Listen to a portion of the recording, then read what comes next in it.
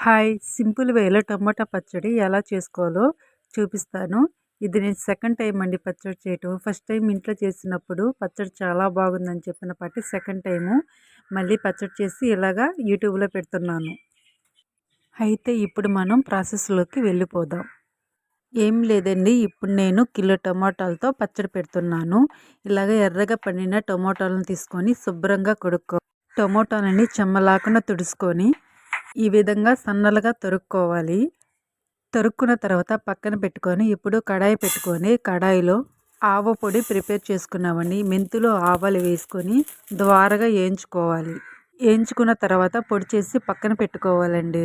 ఇప్పుడు వేరే కడాయి పెట్టుకొని ఆ కడాయిలో 100 గ్రాములు ఆయిల్ పోసి మనం కట్ చేసుకున్న టమోటాలని వేయాలి. టమోటాలు వేసిన తర్వాత నూనెలో బాగా మగ్గనివ్వాలండి. టమోటాలు మగ్గిన తర్వాత ఇప్పుడు 50 గ్రాములు చింతపండు వేయాలి. చింతపండు వేసిన తర్వాత ఇప్పుడు ఒక 10 మినిట్స్ అలాగే తిప్పుతూ ఉండాలండి. అప్పుడు చింతపండు కూడా టమోటాల్లో మగ్గిపోతుంది. ఇప్పుడు ఈ టమోటా గ్రేవీని ఒక 10 మినిట్స్ పక్కన పెట్టి బాగా ఆరనివ్వాలండి. ఆరిన తర్వాత పొట్టు తీసుకున్న వెల్లుల్లి, 100 గ్రాముల కారము, కల్లుప్పు వేయాలి. కల్లుప్పు వేసిన తర్వాత లైట్గా కొద్దిగా పసుపు కూడా వేయాలి.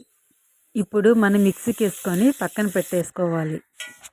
కడాయి పెట్టుకొని కడాయిలో ఇప్పుడు మనం పోపు పెట్టుకున్నామండి. నేనైతే ఈ వీడియో నచ్చిందని అనుకుంటున్నాను.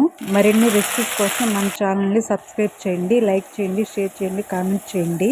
మనం రుబ్బు పెట్టుకున్న టమోటా పచ్చడిని కూడా పోపులో వేసేసేయాలి. పెట్టుకున్న ఆవు పొడి కూడా వేసేసి కొద్దిగా ఇంగువ పొడి కూడా వేయాలి అండి. ఆయిల్ పైకి వచ్చేసిన తర్వాత దింపేసుకోవటమేనండి. Recipe super.